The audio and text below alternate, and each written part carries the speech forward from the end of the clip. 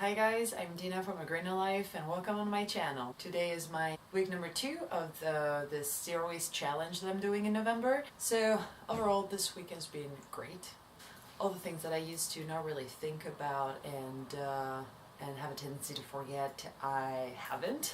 When it comes to my daily routine at work, I'm bringing my coffee container. If I don't have it, I don't get a cup on the go. Okay, I did it once. Same for lunch. I haven't got a disposable box since I started this. If I don't have time to make food myself, I bring a container everywhere I go, and it's been working great. There's a few things that are not perfect.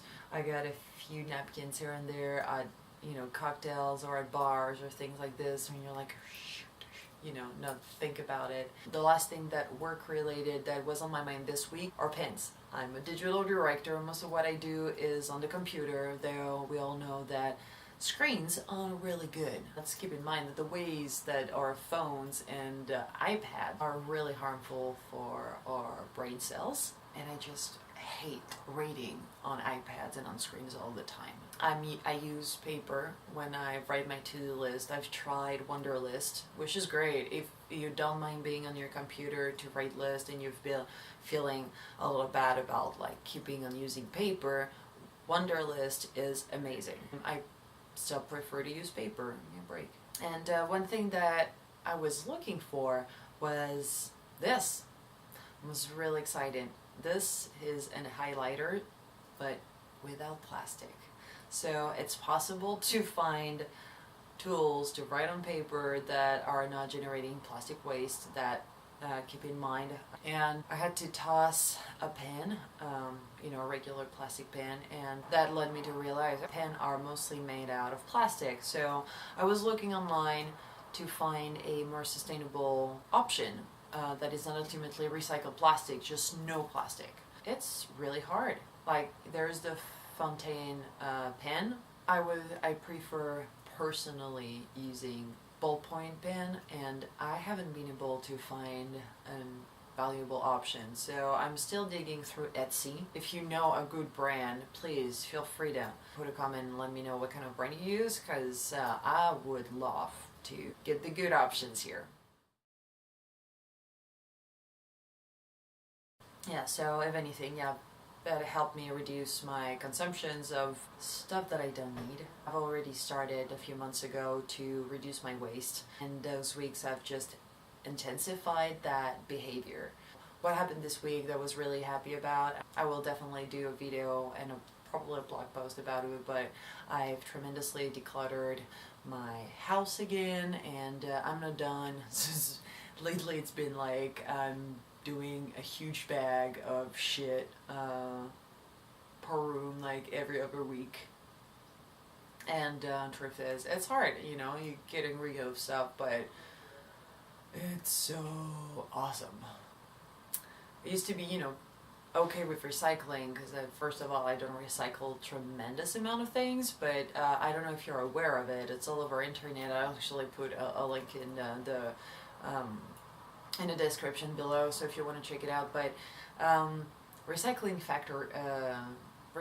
centers are shutting down in the US, and what you think you're recycling currently might not end up being recycled. Till now, basically, we would sell our recycled waste to China that would use it to produce new goods that we consume all the time, which was working great.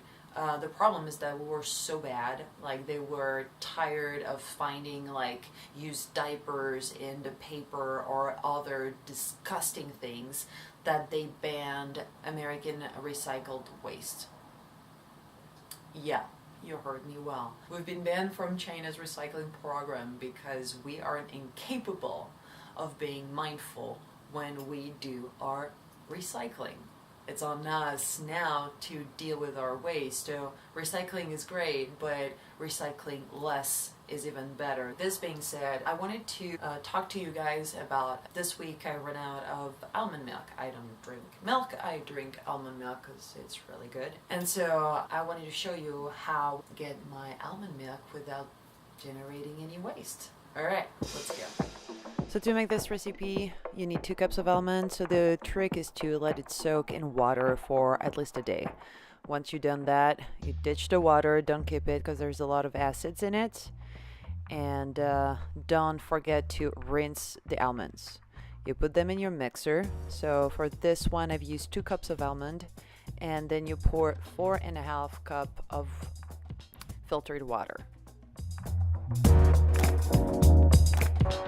So the trick here is to mix a 30-second at a slow pace, and then you stop it for a few seconds and start again at the maximum power. You do it for at least a minute.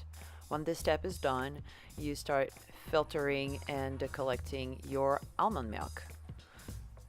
So I use a cheesecloth to do that because this is the best way that I found to not have residue in your milk. And cheesecloth is really good to make that happen.